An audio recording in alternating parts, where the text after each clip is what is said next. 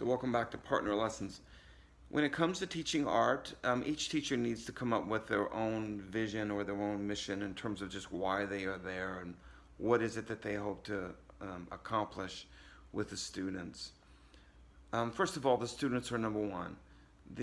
Each student, especially within our Title I school, within my situation, Title I teach in inner city. It's an all-black school, and the majority of my students don't have a father. So it's important to delight in the students. Each student needs to get encouraged and just let them know that you like them and why you like them.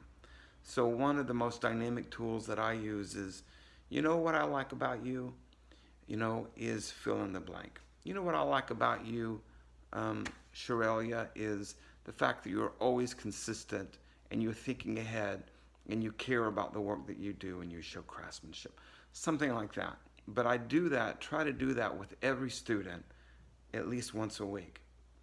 And it can be a little thing as they're coming in the room. You know what I like about you?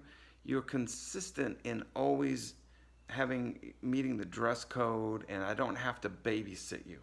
Things of that nature. The students like to be delighted in. The fact is, all of us as human beings like to be delighted in. This lesson took me several years to figure it out, and I don't see it happening, frankly, by a lot of teachers. And so that's the first and the foremost lesson. Number two is you need to have a good sense of humor. Enjoy your students, have fun, laugh, goof with them, joke with them. All the time you're remaining serious in terms of I'm an adult and you're a student, and that's the non-negotiable. But it doesn't mean you can't enjoy who they are. Many of my students, I have one student, he can dance like Michael Jackson. I say, do it. Show us some of your moves, whatever. That's another part of the delighting in the student. Get to know your students and the way they think, the way they are they left brain, are they right brain? What do they enjoy the most? What do they want to be when they grow up? All of that plays into producing a really good art lesson. Then in terms of your own mission, for myself, I always teach in terms of art. I always have a big piece of art history. The students need to know at least the top 10 artists that they're always going to be seeing the rest of their lives. Of course, those would be Matisse, Vincent van Gogh, Picasso, etc. I also start teaching my art history in reverse. So I'll start teaching about contemporary black artists today because my students are mostly black. So I'll teach them about contemporary art artists like Kehinde Wiley or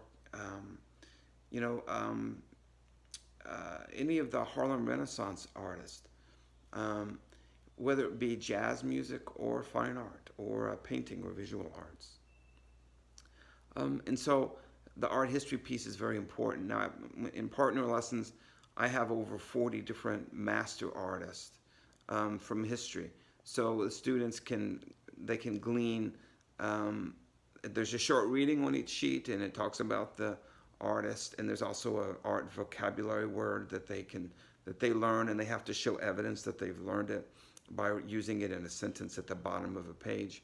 Also, the main piece of the lesson is there's a masterpiece from that artist that's been produced, whether it's Vermeer or Rembrandt.